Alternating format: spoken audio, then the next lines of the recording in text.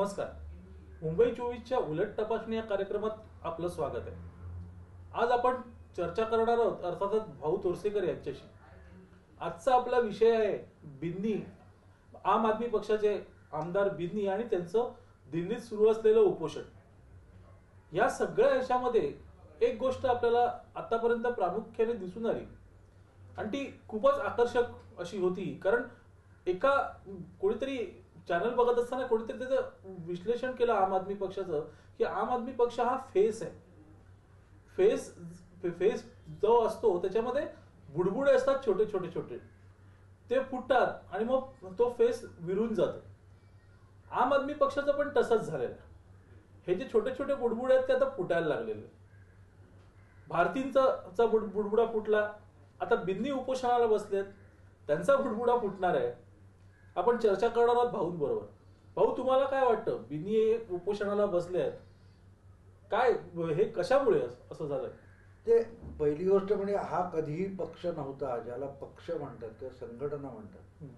तो जमाव होता एका विशिष्ट कारणाने. जसा तुम्ही एक 2-3 हजार लोक एका ट्रेनमधून प्रवास करत असतात आणि मग एखाद्या ठिकाणी ट्रेन अडकून पडते, काहीतरी होते, बराच वेळ गाडी सुटत नाही, तेव्हा कोणीतरी पहिला दगड मारणं एवढंच असतं की लगेच त्याची दंगल सुरू होते. बरोबर. आणि मग त्याला नेता नसतो. मग अशा वेळेला त्यातल्या त्यात कोणतरी दिसणारा पुढाकार घेतो आणि नेता बांधल्यासारखं करतो. त्यापेक्षा एकूणच आम आदमी पक्षाला फारसा अर्थ नाही. आणि ही सगळी परिस्थिती अण्णा हजारेंना कळत होती, पहिल्या दिवसापासून कळत होती. आणि म्हणून ते सतत सावधपणे जात होते. ज्यावेळेला यांनी एक राजकीय पक्षाचं स्वरूप करायचं ठरवलं त्यावेळेला अण्णा हजारेंसारखा माणूस हा त्यापासून कटाक्षाने दूर राहिला का, त्याचं कारण आता आपल्याला कळेल. की म्हणजे हिटलर, आपण जर्मनीचा जो हुकुमशहा झाला हिटलर इतिहासामध्ये, ज्याच्या अतिरेकामुळे दुसरं महायुद्ध ओढवलं गेलं म्हणतात, त्याने कार्यकर्ता आणि संघटना किंवा राजकीय पक्षाची फार सुंदर व्याख्या केलेली आहे त्याच्या माइन काम्फ या आत्मचरित्रात्मक पुस्तकामध्ये. तो म्हणतो की कार्यकर्ता कोण असतो, की ज्याला भविष्यात कधीतरी आपलं कौतुक होणार आहे, दीर्घकाळ आपण मराठीत म्हणतो ना, मरावे परी कीर्तिरूपी उरावे, तशा अवस्थेत जो माणूस समाजासाठी स्वतःला वाहून घेतो त्याला कार्यकर्ता म्हणतात. पण तो पक्षाकडून काही घेण्याचा विचार करत नसतो, तर देण्याचा विचार करत असतो, त्याला कार्यकर्ता म्हणतात. ज्या वेळेला असे कार्यकर्ते किंवा लोक मागे पडून काहीतरी या पक्षापासून मिळणार आहे, स्वार्थ साधला जाणार आहे, अशी लोक त्या संघटना किंवा पक्षामध्ये संस्थेमध्ये गर्दी करायला लागली की समजायचं की हा पक्ष कार्यकर्त्यांचा उरला नाही. बरोबर. ती सगळी मतलबी लोकांची टोळी तयार होते. आम आदमी पक्षाचं गेल्या क्रमाक्रमाने वर्षभरात तेच झालं. पण त्याला एक जी पार्श्वभूमी गेल्या 2-3 वर्षाच्या आंदोलनाची होती, त्यातून जे मोठमोठं उद्दिष्ट ठेवलं गेलं, त्यातून केजरीवाल, सिसोदिया अशी व्यक्तिमत्व पुढे आली. त्यांचा जो चेहरा लोकांसमोर निर्माण झाला त्यातून एक आभास निर्माण झाला.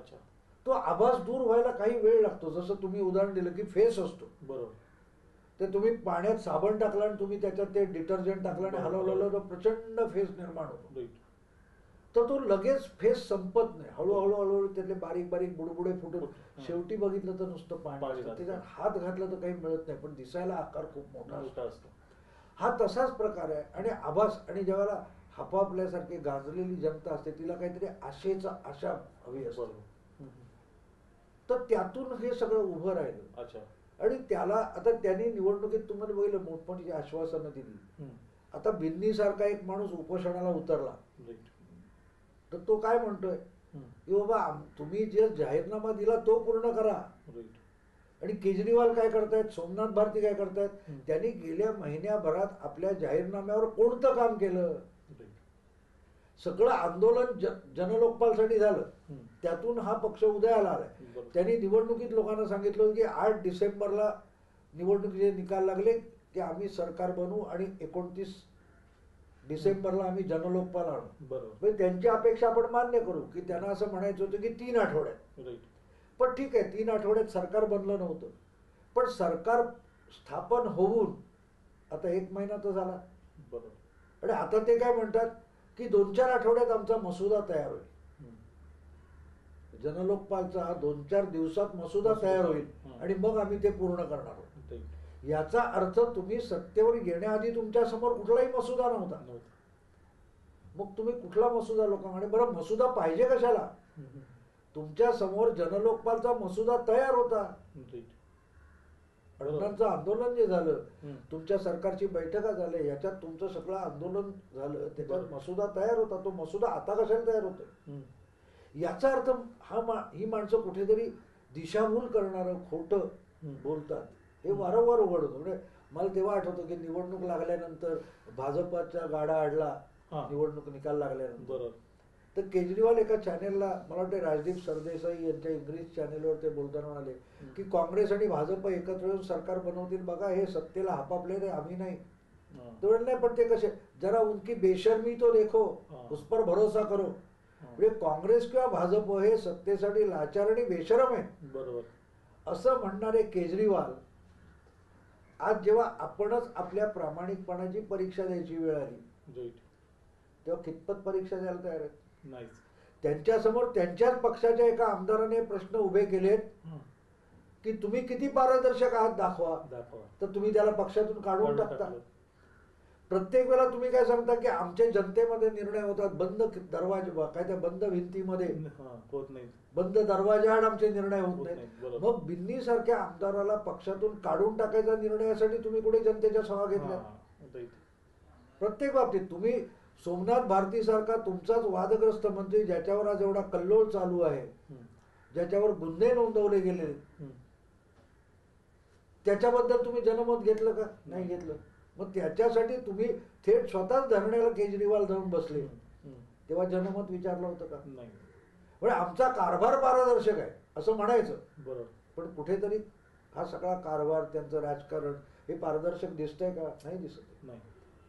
पण मग त्यांचे सगळे अनुयायी मात्र, जसं राहुल गांधींच्या किंवा मोदींच्या मागे त्यांच्या पक्षातले त्यांचे अनुयायी त्यांचाच जिंदाबाद करत असतात. किती चुकलं, काय बरोबर आहे तपासत नाहीत. त्यापेक्षा केजरीवाल आणि त्यांच्या पक्षातले त्यांचे अनुयायी गाडी मात्र वेगळे नाही. इतर जे पक्ष आधीपासून राजकारणात आहेत ते जितका दांभिकपणा, भंपकपणा, बदमाशी करतात, लांडी लबाडी करतात, दिशाभूल करतात, त्यापेक्षा एका महिन्यामध्ये आम आदमी पक्षाने आपला वेगळा चेहरा दाखवलेला नाही. हा, त्यांच्या लबाड्या नवीन आहेत की आपल्या सोयीचं असेल तेव्हा जनमतासाठी लोकांच्या सभा घ्यायच्या. बरोबर. आपल्याला पटलं नाही की कोर्टाला चुकीचं ठरवायचं, आपल्याला विचारलेल्या प्रश्नाची उत्तरं द्यायची नाही. हा सगळा एक लबाडीचा नवा प्रकार त्यांनी आणला. अच्छा. जो तो दांभिकपणा काँग्रेस किंवा भाजप आजपर्यंत करत आले, त्याच्यापेक्षा यांचा दांभिकपणा नवीन आहे, यांच्या बदमाशीच्या व्याख्या नवीन आहेत, यांच्या इमानदारीच्या व्याख्या नवीन आहे. म्हणजे थोडक्यात ज्याला आपण भाषा परिवर्तन म्हणू, व्याख्या परिवर्तन म्हणू, असं काम यांनी भरपूर केलं एका महिन्यामध्ये. म्हणजे तुम्ही म्हणाल की अगदी सोपं मी उदाहरण देईल की यांना तुम्ही दाखवलं की बाबा भिंतीवर पाल दिसते, ते म्हणणार नाही तो हत्ती आहे.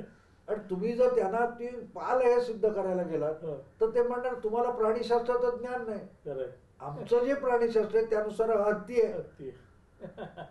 तुम्हाला समजून घ्यायचं असेल तर त्यांचं प्राणीशास्त्र समजून घ्यावं लागेल. जगात आज प्रस्थापित प्राणीशास्त्र आहे ते नाही, ते त्यांची सगळी गडबड आपल्याला लक्षात. बरोबर, अगदी बरोबर. प्राणीशास्त्राचं उदाहरण भाऊंनी एक मजेशीर दिलं. अनेक मुद्दे आहेत, आपण चर्चा करणार आहोत, पण इथे थांबतो छोट्याशा विश्रांतीसाठी. आपण पाहत राहा मुंबई 24.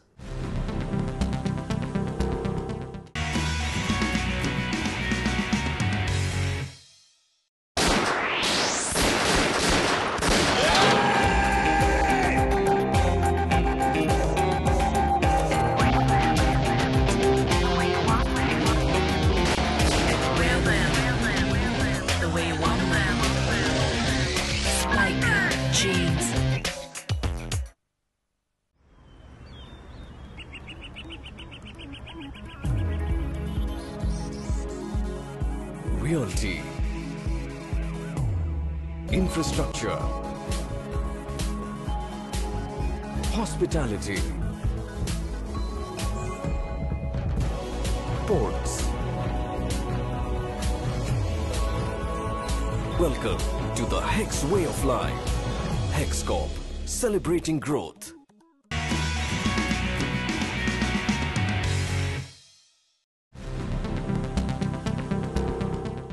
नमस्कार.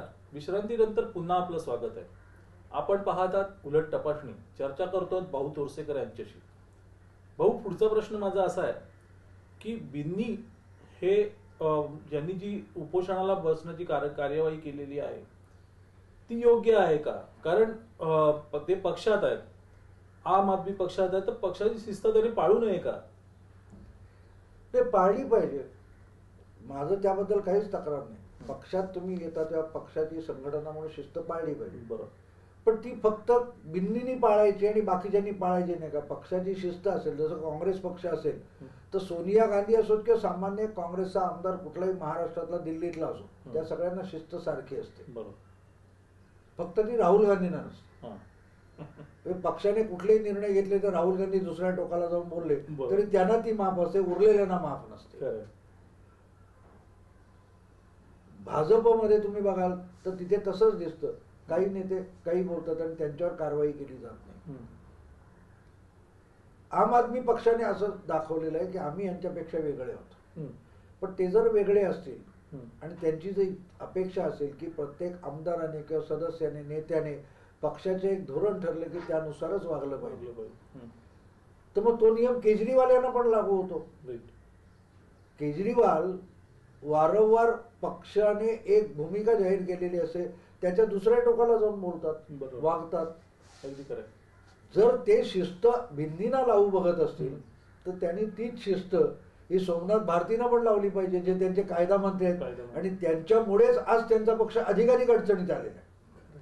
की सोमनाथ भारतींनी आपल्या तोंडावर लगाम ठेवावा, जास्त बेताल बोलू नये, हे जर त्यांना सांगितलेलं आहे, त्यांना वारंवार त्यासाठी माफी मागायला लावलेली, तरी तो माणूस बेताल बोलतोय, तर तो सुद्धा शिस्त मोडतोच आहे.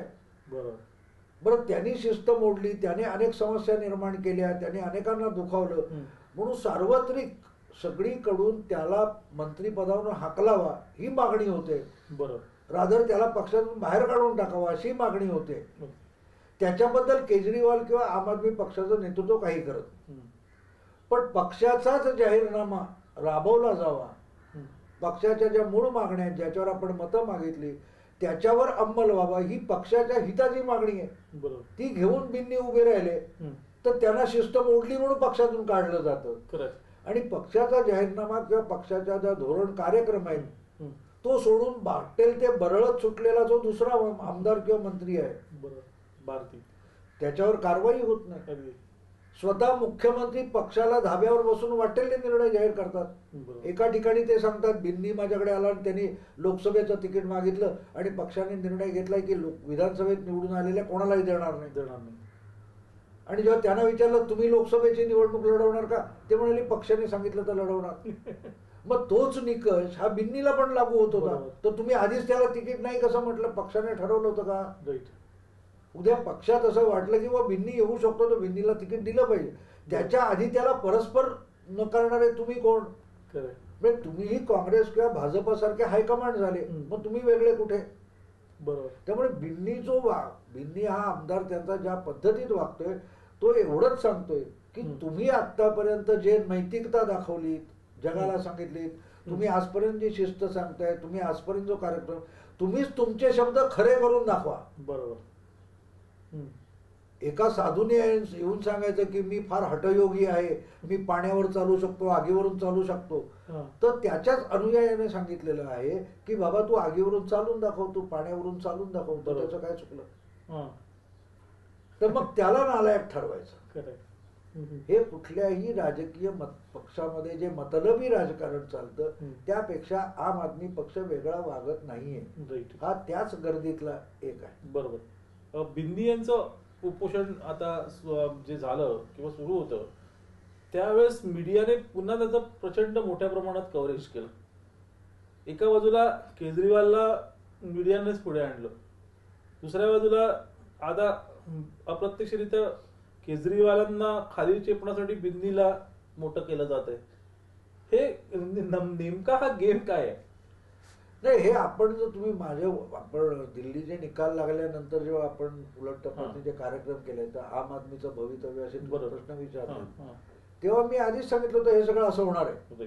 मला यातून धक्कादायक काही वाटलेलं नाही, कारण माझ्या दृष्टीने हा कधीही पक्ष नव्हता. हा काही लोकांचा, उत्साही लोकांचा जमाव होता. बरोबर.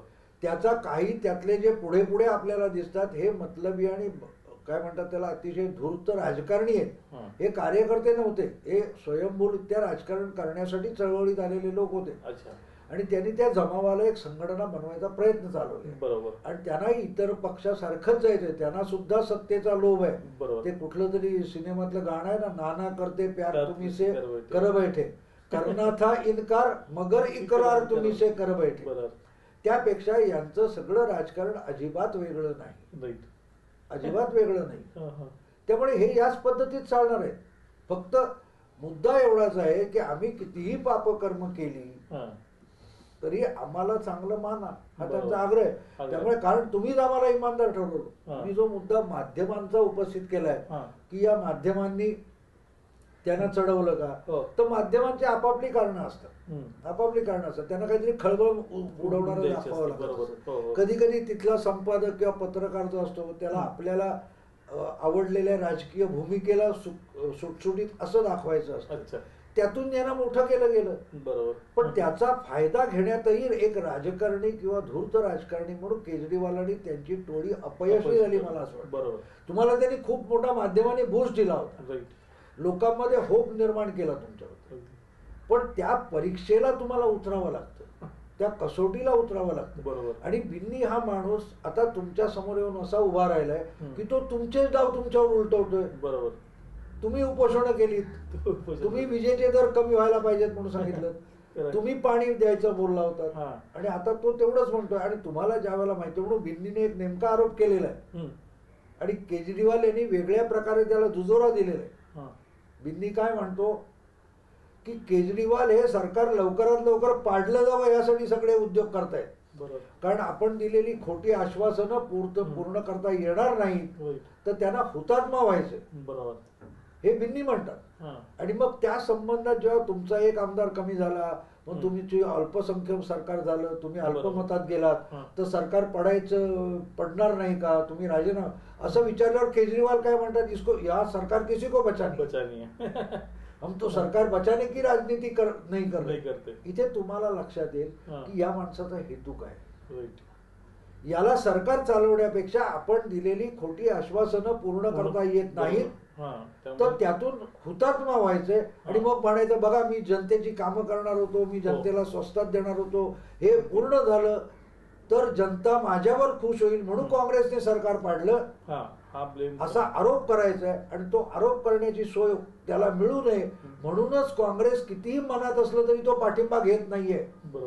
काँग्रेस ते सरकारला पाडायला तयार नाहीये, भाजप सुद्धा ते सरकार पाडायला तयार नाही, कारण सरकार पाडलेलं त्या मुख्यमंत्र्याला हवंय. म्हणूनच त्याला, आणि म्हणून बिन्नी जो पुढे आलाय हे आता त्यांच्याच पटावरचं प्याद त्यांच्या विरुद्ध उभं राहिलं. आणि एक प्याद त्यातल्या राजाला आव्हान द्यायला, एक प्याद राजाला आव्हान द्यायला लागलंय. बिन्नी यांचं केजरीवालांपुढे केवढं मोठं आव्हान आहे जाणून घेऊन आहोत, पण एका ब्रेक नंतर. पाहत राहा मुंबई 24.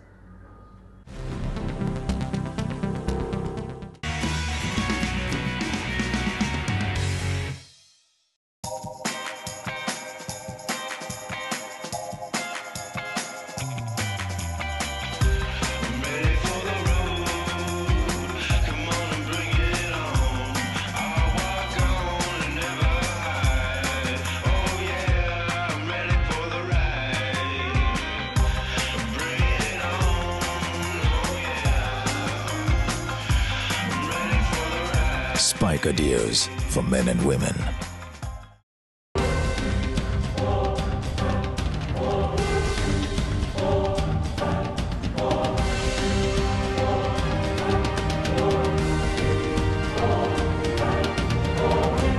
अग्नि। यह अग्नि तब पवित्र मानी जाती है जब दो लोग इसके साथ फेरे लेते हैं, लेकिन अगर वही आग उनके घर को तबाह करे तो ऐसे में इस आग की चिंगारी को भड़कने से रोकना जरूरी हो जाता है। फ्लेम आउट नाउ, जो आपको और आपके अपनों को किसी भी तरह की छोटी मोटी या बड़ी आग के धमाके से महफूज रखेगा। ये फोम बेस्ड एरोसोल कैन उठाने में हल्का है। किचन में काम करते वक्त या ऑफिस में या कहीं और आग कभी भी कहीं भी लग सकती है। बस फ्लेम आउट नाउ अपने पास रखिए और तुरंत आग पर काबू पाइए। उस दिन मैं ऑफिस में बैठा काम कर रहा था, अचानक से मुझे कुछ जलने की बदबू सी आने लगी और मैंने देखा कि इलेक्ट्रिक स्विच में से चिंगारी निकल रही है, जिसकी वजह से ये आग भड़क उठी थी। तभी मेरी नजर फ्लेम आउट नाउ पर गई। मैंने टाइम वेस्ट ना करते हुए इसकी मदद से आग को बुझाया। ये हैंड हेल्ड फायर एक्सटिंग्विशर आपकी, आपके अपनों की और आपकी संपत्ति सबकी सुरक्षा करेगा। फोम बेस्ड इस एक्सटिंग्विशर को मेंटेनेंस की भी जरूरत नहीं है। बस आग लगने पर इसका कैप या सील उतारें,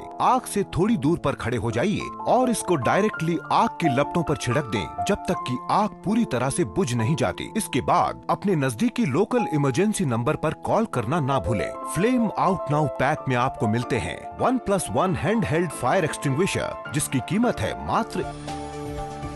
ऑर्डर करने के लिए डायल करें हमारे दिए गए नंबरों पर, लॉगिन करें globusmall.com पर। फ्लेम आउट नाउ, अपना सुरक्षा कवच।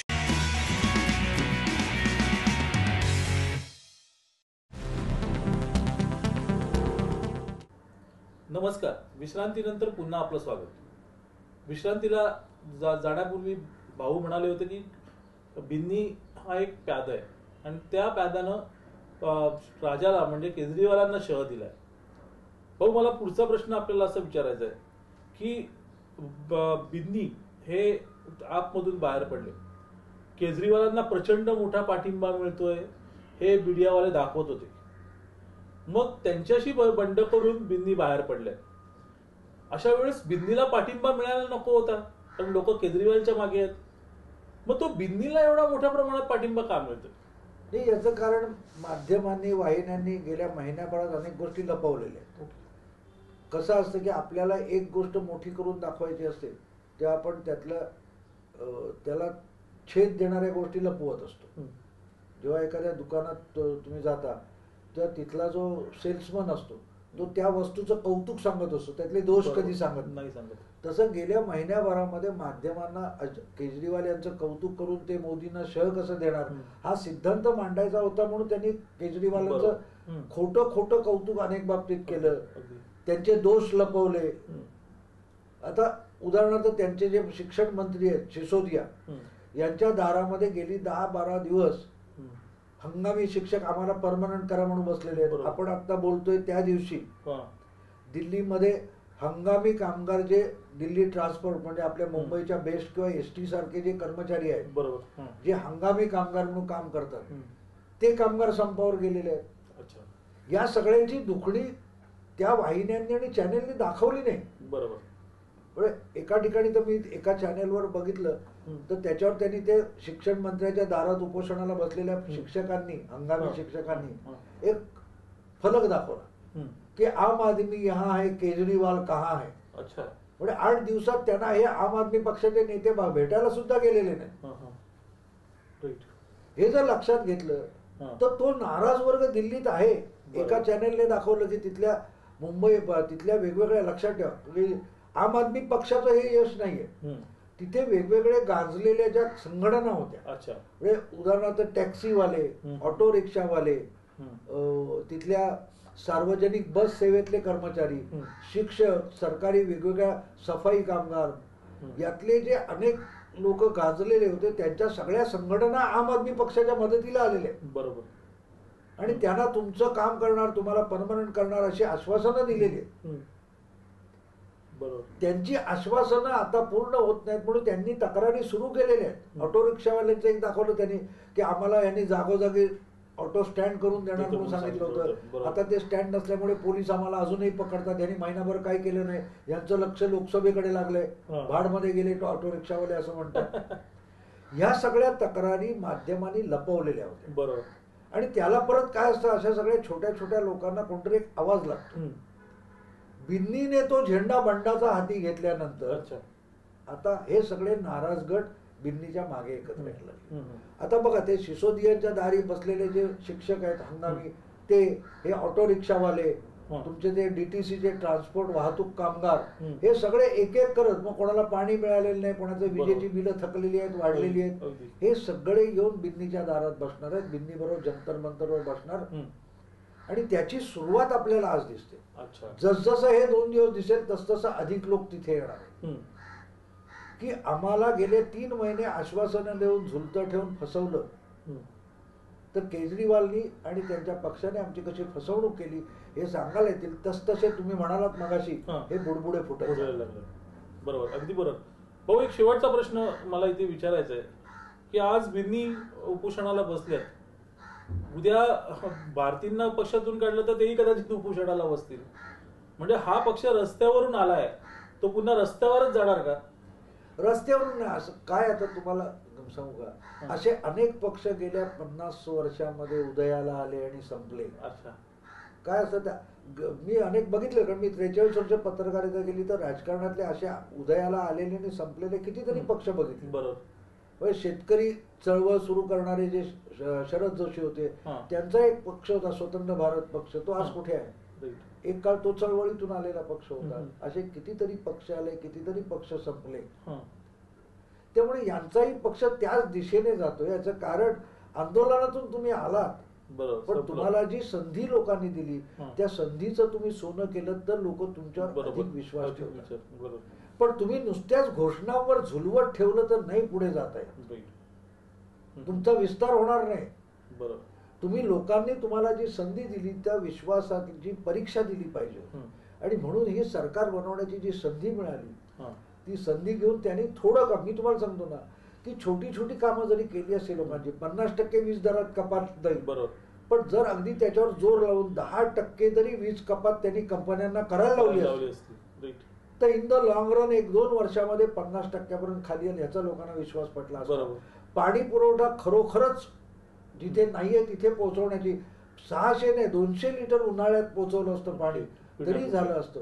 त्यामुळे उन्हाळा जसजसा जवळ जाणार तसतशी पाण्याची समस्या वाढणार आहे. हे अधिकाधिक एक्सपोज होत जातील.